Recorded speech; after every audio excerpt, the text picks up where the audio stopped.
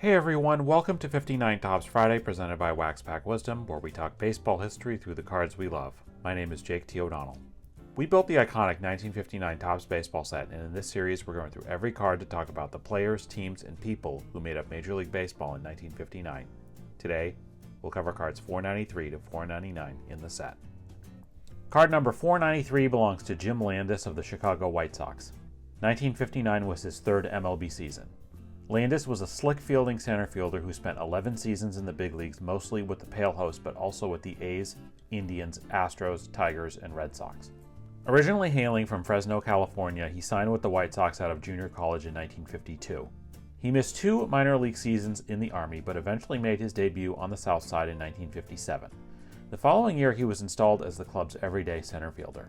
In 1959, Landis was an integral member of the Go-Go White Sox, finishing 7th in AL MVP voting and leading the league in sacrifice hits with 13. He batted a strong .292 in the World Series, but the White Sox lost to the Dodgers in 6 games. In 1960, Landis won the first of 5 consecutive Gold Glove Awards for his outstanding play in center field, and he was twice an All-Star in 1962. He batted just .208 in 1964, his last year with the White Sox, and he spent his last 3 Major League seasons spread among the aforementioned other 4 teams.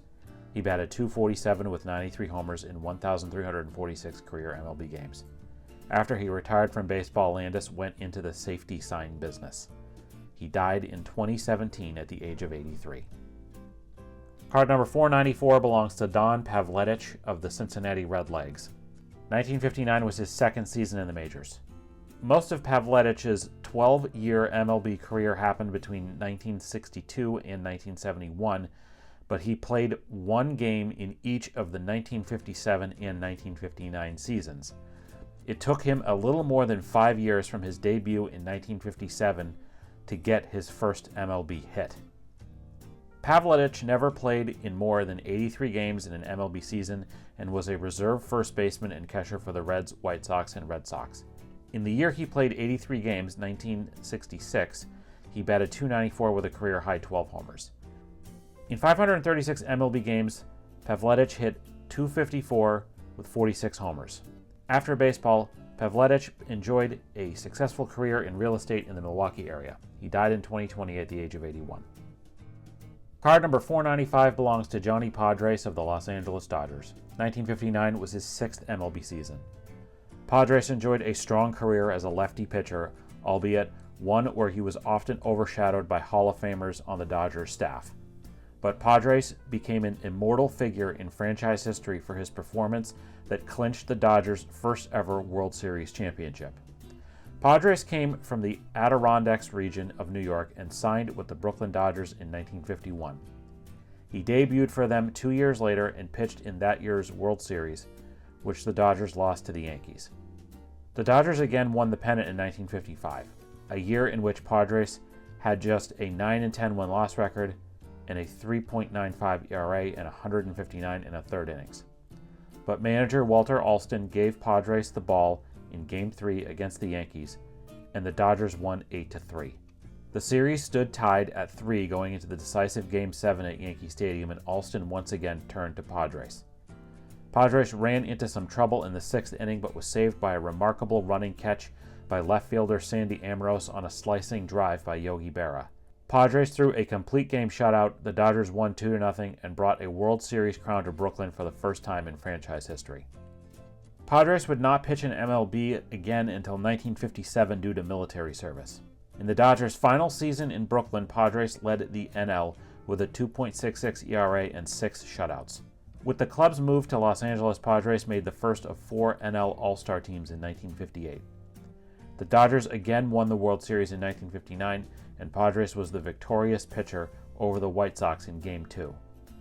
While Sandy Koufax and Don Drysdale drew most of the glory, Podres continued to be a solid arm for the Dodgers through the early 60s, pitching in another World Series win in 1963. He attempted to pitch through elbow pain in the mid-60s, and he was traded to the Tigers during the 1966 season. He stayed there through 1967, sat out 1968, made a comeback with the expansion San Diego Padres in 1969, and then retired. In 15 MLB seasons, Podres won 148 games and had a 3.68 ERA in 2,265 innings. Podres then spent more than 20 years as a pitching coach for different organizations. He died in 2008 at the age of 75.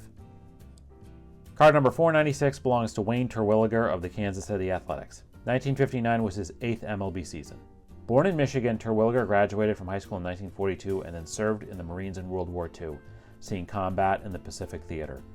Upon his return, he attended Western Michigan on the GI Bill, and his baseball skills attracted the Cubs, who signed him after a tryout in 1948. He debuted for the Cubs the following year.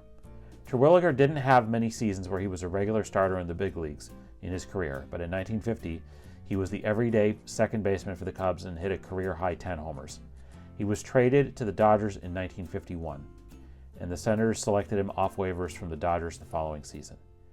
After going to the Giants in 1955, he was an up-and-down player for the rest of his career, including 2 abbreviated seasons with the A's, and his MLB career ended in 1960. In 9 years, he batted .240 in 666 MLB games. In 1960, he began managing in the minor leagues, which he did for most of the decade. In 1969, Terwilliger became the third base coach for the Senators under Ted Williams.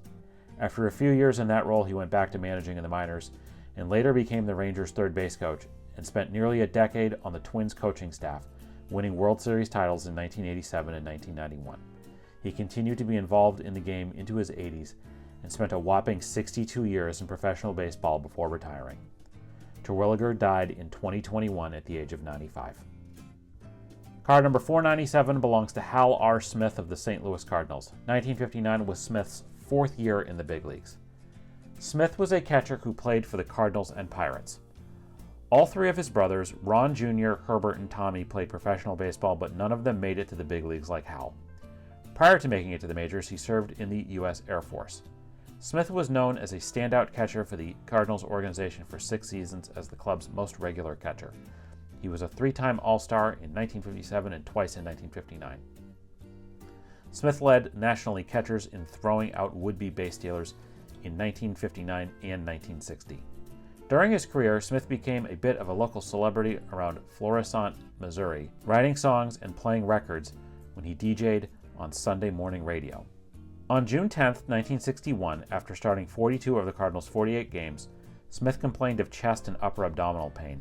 He was admitted to a hospital and diagnosed with a coronary artery condition. He was immediately forced to retire just after his 30th birthday as a result. Smith became the Cardinals' bullpen coach in 1962. Smith did, however, play 4 games in July 1965 for the Pirates as a player-coach on an emergency basis. He ended his big league career with a .258 batting average, 23 home runs, and 132 RBI. He was then a major league coach, minor league manager, and scout for the Cardinals, Pirates, Reds, and Brewers.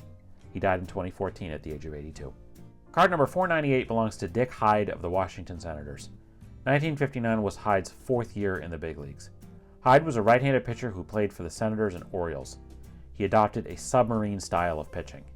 He signed with the Senators in 1949, playing in the minors before serving in the military in the Korean conflict. Making only 3 appearances in 1955, Hyde was sent down to the minors where he played until 1957, at which time he was called back up to the majors. In 1958, he had his best year with a 10-3 record, 19 saves, and a 1.75 ERA, finishing 12th in AL MVP voting.